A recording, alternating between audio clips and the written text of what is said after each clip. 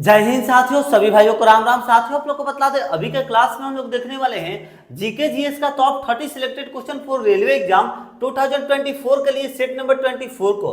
बता दें साथियों कि सेट नंबर 24 को कंप्लीट करने से पहले हम लोगों ने सेट नंबर 23 तक टोटल कंप्लीट कर लिया है। और जो भी कैंडिडेट्स हमारे चैनल पर नए विजिट किए उनसे बताना चाहेंगे दोस्त, हम आप लोग को कुछ इस प्रकार का सिलेक्टेड क्वेश्चन कवर कराते हैं जो कि रेलवे के द्वारा प्रीवियस ईयर में पूछे गए क्वेश्चन रहते हैं। और कोई कोई तो क्वेश्चन ऐसा भी रहता है जो कि रेलवे के द्वारा 6 बार रिपीटेड क्वेश्चन रहता है, यानी कि एक क्वेश्चन रेलवे 6 बार और 7 बार से पूछ रहा है रिपीट कर करके।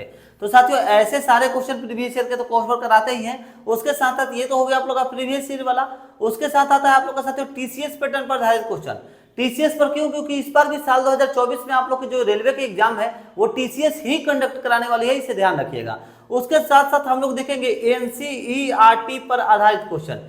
एनसीईआरटी पर इसलिए क्योंकि एएलपी टेक्नीशियन में स्पेशली 30 से 40% जो क्वेश्चन रहता है वो एनसीईआरटी पर ही पूछता है। और चौथा नंबर देखेंगे हम लोग कोटा वाला क्वेश्चन। कोटा वाला क्वेश्चन कौन सा? तो बता दे, जो रेलवे में इंटरनल वैकेंसीज होती है पोस्ट को इंक्रीज करने के लिए, वो वाला क्वेश्चन आप लोग की डायरेक्ट रिक्रूटमेंट में जब भी डायरेक्ट भर्ती आती है आप लोग की 10वीं पर 12वीं पर, तो तब आप लोग का वो क्वेश्चन इंटरनल क्वेश्चन जो पूछा गया रहता है रेलवे में, वही क्वेश्चन को फिर इधर रिपीट करता है। मैंने कई सारे ऐसे क्वेश्चन देखे हैं, तो इसीलिए आप लोग के लिए हम कोटा वाला भी क्वेश्चन करा देते हैं साथियों। तो चलिए अब हम लोग बिना किसी तरीके सेशन को स्टार्ट कर लेते हैं। सेट नंबर 24 का क्वेश्चन नंबर पहला कर रहा है कि इनमें से किसने लाल कुर्ती क्या यानी कि रेड शर्ट से आंदोलन चलाया था? तो किसने रेड शर्ट से आंदोलन चलाया था? तो सही जवाब हो जाएगा आप लोग का हमारे छोटे भाइयों खान अब्दुल गफ्फार खान ने लाल कुर्ती आंदोलन को चलाया था। ठीक है, ध्यान रखिएगा, लाल कुर्ती आंदोलन किसने चलाया? तो खान अब्दुल गफ्फार खान ने चलाया था। Option number D is the right answer, Khan Abdul Ghaffar Khan. चलिए आगे बढ़ते हैं, देखते हैं इसी प्रकार से सेकंड नंबर क्वेश्चन। निम्नलिखित में से किस ब्रिटिश नीति ने लोगों को जालियांवाला बाग अमृतसर में एकत्र होने के लिए विवश किया था? किस ब्रिटिश नीति ने पूछ रहा है हमारे छोटे भाइयों। तो सही जवाब हो जाएगा आप लोग का रोलेक्ट अधिनियम। रोलेक्ट अधिनियम ध्यान में रखना है कि रोलेक्ट अधिनियम ब्रिटिश नीति ने लोगों को जालियांवाला बाग अमृतसर में एकत्र होने के लिए विवश कर दिया था। ध्यान में रखिएगा, ऑप्शन नंबर इसका डी सही जवाब हो जाएगा, रोलेक्ट अधिनियम। ये क्वेश्चन बहुत बार रिपीट किया है रेलवे के एग्जाम में, क्या अन्य भी बहुत सारे कॉम्पिटिटिव एग्जाम्स में ये क्वेश्चन पूछा हुआ है। इसके साथ साथ अगर आप लोग से पूछ दिया जाए कि ये जो है आप लोगों की क्या पूछ रहा था, किस ब्रिटिश नीति ने लोगों को जालियांवाला बाग अमृतसर में एकत्र होने का, अच्छा ये जो है जालियांवाला बाग हत्याकांड आखिर हुआ कब था अगर ये पूछ दे तो 13 अप्रैल 1919 को हुआ था। ठीक है, आप लोग को ध्यान रखना होगा 13 अप्रैल 1919 को यह आप लोगों का जो है कांड हुआ। और ये जो है कहां पर हुआ था? तो साथियों अमृतसर में हुआ था। यहाँ पर आप लोग को साफ साफ दिख रहा है अमृतसर में हुआ था। ये भी पूछ देता है, क्वेश्चन में ही आप लोग का आंसर रहेगा और आप लोग को दिखेगा नहीं कहां हुआ था। तो अमृतसर में कब हुआ था? तो 13 अप्रैल 1919 को हुआ था। और यहाँ पर जो है क्या पूछ रहा था कि कौन सा ब्रिटिश नीति था कि जो कि लोगों को विवश एकत्रित होने के लिए विवश कर दिया? तो रोलेक्ट अधिनियम था, इसे ध्यान रखिएगा।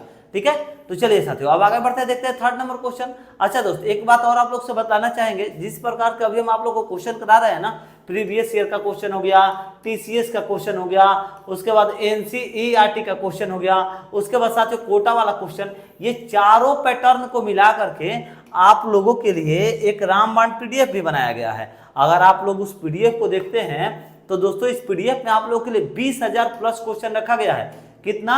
20,000 प्लस। बहुत होता है क्वेश्चन रेलवे के एग्जाम को क्रैक करने के लिए। ठीक है, आइए इस पीडीएफ से रिलेटेड आप लोग को कुछ इंफॉर्मेशन दे दें। एक तो आप लोग को 20,000 प्लस क्वेश्चन इसमें देखने को मिलेगा। इसमें आप लोग को साथियों साइंस से जो क्वेश्चन है ना वो 4,000 प्लस क्वेश्चन रखा गया है। जीके जीएस से अगर हम लोग बात कर लें तो जीके जीएस से साथियों 8,000 प्लस क्वेश्चन आप लोगों के लिए रखा गया है। स्टैटिक जीके से इसी प्रकार से आप लोगों को लगभग 2,000 क्वेश्चन जो है रखा गया है। इसी प्रकार से मैथ और इसी प्रकार से आप लोग का रीजनिंग का भी एक पीडीएफ सारा जो है अरेंज कर दिया गया है। इसमें क्वेश्चन की संख्या टोटल 20,000 प्लस है। क्वेश्चन देखना चाहते हैं किस प्रकार का है तो देखिए आप लोग के सामने एक सैंपल है। जैसे है कि सर्वप्रथम विषाणु यानी कि वायरस की जो खोज है वो किसने किया? तो इवान योस्की ने किया था। उसके बाद देखिए यहाँ पर क्वेश्चन कर रहा है कि लिटमस किस में से निकाला जाता है, तो लिटमस लाइकेन में से निकाला जाता है। और क्वेश्चन देखिएगा तो और देखिए कह रहा है यहाँ पर कि दमा एवं खांसी के रोगों में काम आने वाली औषधि इफ्रेड्रिन किससे प्राप्त की जाती है, तो इफेड्रा से इफ्रेड्रिन को प्राप्त किया जाता है साथियों। उसके बाद देखिए लाल सागर का रंग जो है किसकी उपस्थिति के कारण होता है, तो शैवाल की उपस्थिति के कारण होता है। यानी कि रेलवे के एग्जाम के पॉइंट ऑफ व्यू से आप लोगों के लिए ये रामबाण जो है पीडीएफ एक उपलब्ध कराया जा रहा है, जो आप लोगों के रेलवे के किसी भी एग्जाम को क्रैक करने के लिए काफी है साथियों। चाहे आप लोग आरपीएफ में फॉर्म को फिलअप किए हैं, चाहे एएलपी टेक्नीशियन, या फिर आप लोग के ग्रुप डी हो या फिर एनटीपीसी हो, इस पैटर्न से बनाया गया है कि आप लोगों के लिए एकदम साथियों महत्वपूर्ण साबित होगा पीडीएफ। अगर आप लोग इस पीडीएफ को लेना चाहें तो इस नंबर पर कॉन्टेक्ट कर लीजिएगा 7870141238। इस पीडीएफ में साथियों आप लोगों को 20K प्लस क्वेश्चन दिया गया है, ठीक है। आप लोग को सिंपली व्हाट्सएप कर लेना होगा इस नंबर पर और बोलना होगा कि भैया हमें जो है रेलवे का स्पेशल पीडीएफ दे दीजिए जो 2024 के लिए बनाया गया है। और इस पीडीएफ के लिए पाने के लिए जो इसमें 20,000 क्वेश्चन है, इसको आप लोग को सिर्फ और सिर्फ 70 रुपए देने होंगे। सभी सब्जेक्ट का आप लोग को कॉम्बो कॉम्बिनेशन मिलेगा। और अगर आप लोग सिर्फ एक सब्जेक्ट का पीडीएफ लेना चाहते हैं तो आप लोग को 30 रुपए पे करने होंगे, सिर्फ अगर साइंस या फिर सिर्फ जीके या फिर सिर्फ आप लोग चाहते हैं जीएस या फिर सिर्फ चाहते हैं मैथ्स या सिर्फ रीजनिंग, तो उसके लिए 30 रुपए पे करने होंगे। आप लोग साथियों नंबर नोट कर लीजिए, व्हाट्सएप कर लीजिएगा 7870141238। Previous year question, TCS pattern, NCERT और कोटा वाला क्वेश्चन, सारों क्वेश्चन आप लोग को इस पीडीएफ में उपलब्ध मिल जाएंगे।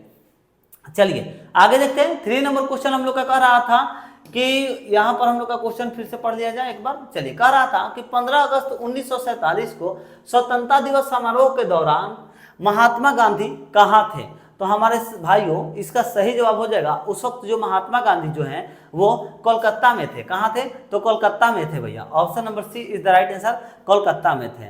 चलिए आगे बढ़ते हैं, देखते हैं 4 नंबर क्वेश्चन।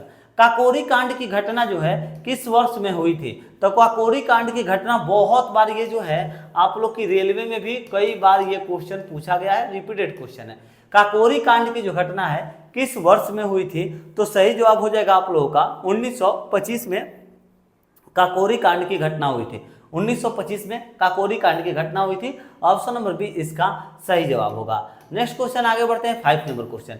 निम्नलिखित में से किस भूतपूर्व INA नेता पर ब्रिटिश भारत की सरकार के विरुद्ध में युद्ध भड़काने का आरोप नहीं लगाया गया था। देखिए इतना लंबा चौड़ा तो बोल दिया और लास्ट में जोड़ दिया यहाँ पर नहीं लगाया गया था, तो किस पर नहीं लगाया गया था हमारे छोटे भाई, सही जवाब हो जाएगा आप लोग का मोहन सिंह पर नहीं लगाया गया था। बाकी यहाँ पर प्रेम कुमार सहगल पर भी लगाया गया था और शाह नवाब खान पर भी लगाया गया था, इन दोनों पर लगाया गया था। और गुरबख्श सिंह डिल्को पर तो आप लोग का लगाया ही गया था भैया, ये आप लोग का तीनों पर लगाया गया था, मगर मोहन सिंह पर नहीं लगाया गया था। कह रहा था क्वेश्चन निम्नलिखित में से किस भूतपूर्व INA नेता पर ब्रिटिश भारत की सरकार के विरुद्ध युद्ध भड़काने का आरोप नहीं लगाया गया था, तो उनका नाम क्या था, मोहन सिंह।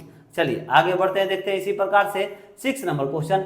नीचे दी गई घटनाओं का सही कालानुक्रम क्या है। चलिए भैया यहाँ पर घटनाओं का कालानुक्रम हम लोग को नोट करना है, यानी कि नोट किया जाए कि कौन जो है कब हुआ था साथियों। तो आइए अब हम आप लोग को यहाँ पर बतला दें कि कौन कब हुआ था। चलिए असहयोग आंदोलन हम लोग का सबसे पहले, तो असहयोग आंदोलन आप लोग का छोटे भाइयों अगस्त 1920 में हुआ। कब हुआ उसके बाद अरेंज करके आंसर हम लोग देख लिया जाएगा। सबसे पहले हम लोग देख लेते हैं कौन सा कब हुआ था। अगस्त 1920 में आप लोगों की असहयोग आंदोलन हुई थी। उसके बाद आता है आप लोग का चोरा चोरी कांड, तो चोरा चोरी कांड जो है यह फरवरी 1922 में हुआ। ठीक है, कब हुआ था चोरा चोरी कांड, तो फरवरी 1922 में। ठीक है, 1922 में, फरवरी 1922 में आप लोग की चोरा चोरी कांड हुई। भारत छोड़ो आंदोलन कब हुई, तो ये जो है आप लोग की भारत छोड़ो आंदोलन ये हुई थी साथियों अगस्त 1942 में। ध्यान रखना है आप लोग के लिए, बहुत ही ज्यादा महत्वपूर्ण है, अगस्त 1942 में। ठीक है, चलिए उसके बाद आता है हम लोग का सविनय अयोग्य आंदोलन। ये कब हुआ था, तो अप्रैल 1930 में सविनय अयोग्य आंदोलन जो है यह हुआ था साथियों 1930 में। ठीक है, तो चलिए अब यहाँ पर आप लोग मैच कर लीजिए। कह रहा है कि नीचे दी गई घटनाओं का सही कालानुक्रम क्या है, तो जैसा हमने आप लोग को बताया अरेंज करिए इसे कालानुक्रम, यानी कि कौन सही तरीके से है। तो पहले आता है हम लोग का ए, फिर क्या आता है A B, उसके बाद आता है C और उसके बाद आता है D। A B A B D और C आता है हम लोग का, ठीक है। तो आइए देखते हैं ABDC किस में है, ABDC ऑप्शन नंबर सी में है। ऑप्शन नंबर सी सही जवाब होगा, क्योंकि आप लोग का हम ईयर यहाँ पर मेंशन कर दिए हैं। तो ABDC यानी कि ऑप्शन नंबर सी हम लोग का सही जवाब होता है साथियों, ठीक है। स्क्रीनशॉट ले लीजिए, बहुत इंपॉर्टेंट है आगामी एग्जाम्स के लिए। चलिए आगे बढ़ते हैं, देखते हैं 7 नंबर क्वेश्चन। सत्य शोधन समाज की स्थापना किसने किया था? तो सत्य शोधन समाज की जो स्थापना है वो हमारे छोटे भाइयों ज्योतिबा फूले ने किया था। किसने? तो ज्योतिबा फूले ने किया। ऑप्शन नंबर ए सही जवाब होगा। 8 नंबर क्वेश्चन, भारत के राजनीतिक प्रयासों का लक्ष्य स्वराज्य था और दादा भाई नौरोजी ने इस लक्ष्य की घोषणा कब की थी? तो दादा भाई नौरोजी ने इस लक्ष्य की जो घोषणा है वो कलकत्ता अधिवेशन 1906 में किए थे। कलकत्ता अधिवेशन 1886 नहीं, 1906 में होगा, 1906 में किए थे, ठीक है। कलकत्ता अधिवेशन 1906 में किए थे। ऑप्शन नंबर सी सही जवाब होगा।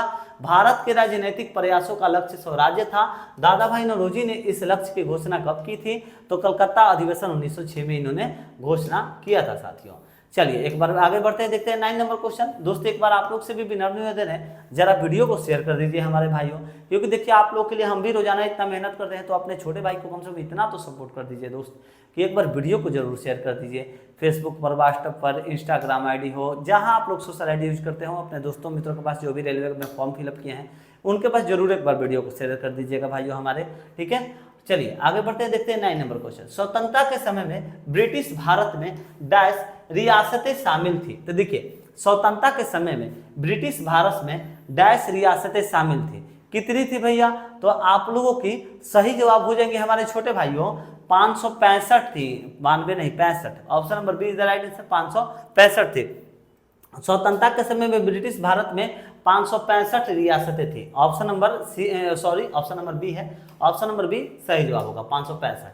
नेक्स्ट क्वेश्चन 10 नंबर कह रहा है कि भारतीय आधिकारिक गोपनीयता अधिनियम यानी कि इंडियन ऑफिशियल सीक्रेट्स एक्ट कब पारित किया गया था, जिसने प्रेस की स्वतंत्रता को प्रतिबंधित कर दिया? कब पारित किया गया था ईयर पूछ रहा है आप लोग का, तो सही जवाब हो जाएगा हमारे छोटे भाई 1904 में इसे पारित किया गया था। Option number C is the right answer. बहुत ही अच्छा क्वेश्चन है, एक बार आप लोग स्क्रीनशॉट जरूर ले लीजिए। और जो भी भाई पीडीएफ पहले से ले चुके हैं उनको ये क्वेश्चन पहले ही मिल गया होगा, क्योंकि उसमें ये सारे क्वेश्चन आप लोगों के डाले गए हैं साथियों, प्रीवियस ईयर वाले, ठीक है।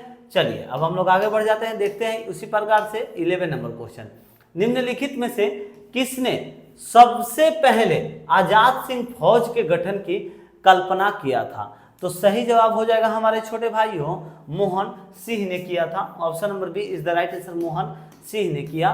12 नंबर क्वेश्चन, 20वीं शताब्दी के पहले दशक के दौरान किस स्थान को भारतीय राष्ट्रवाद का तंत्रिका केंद्र यानी कि नर्व सेंटर माना जाता है?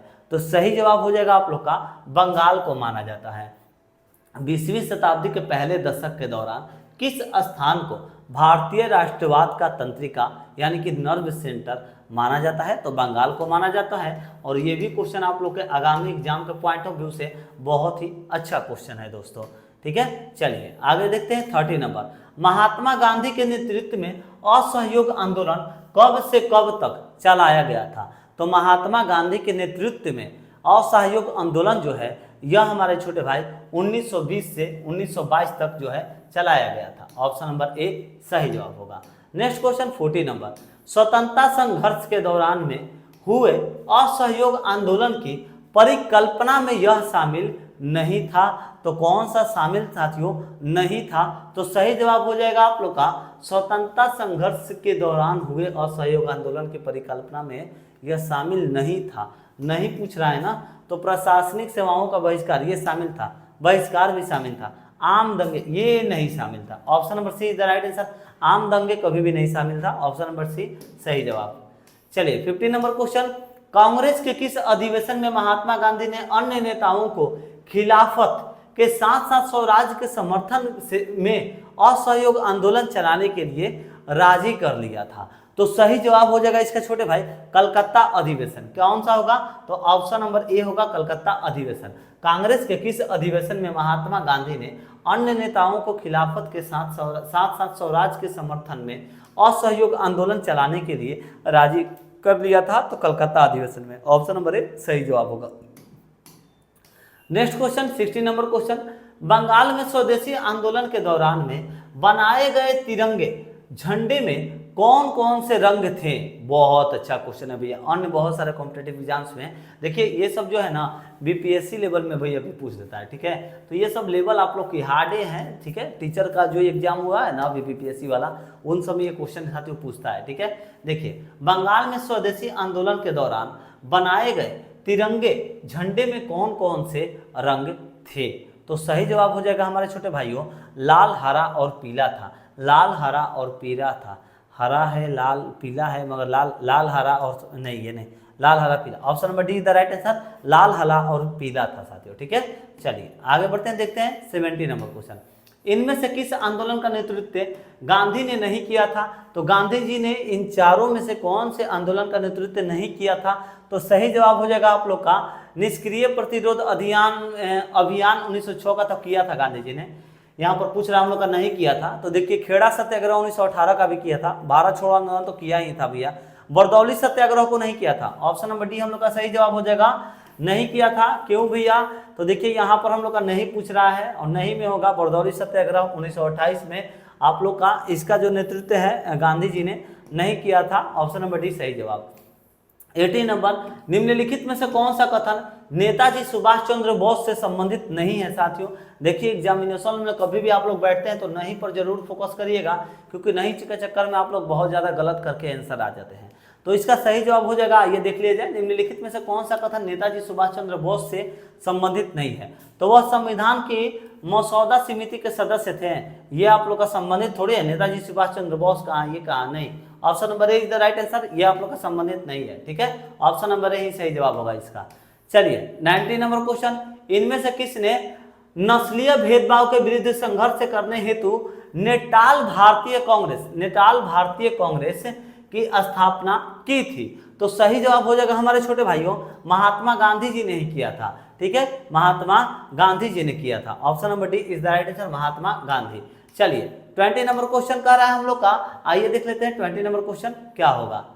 देखिए इसका उन्होंने 18 वो संविधान की सदस्य थे, इनमें से महात्मा गांधी, हाँ, चलिए सही है। थोड़ा सा कंफ्यूज हो गए थे भाई हमारे, सही है। चलिए आइए 20 नंबर क्वेश्चन को देख लेते हैं।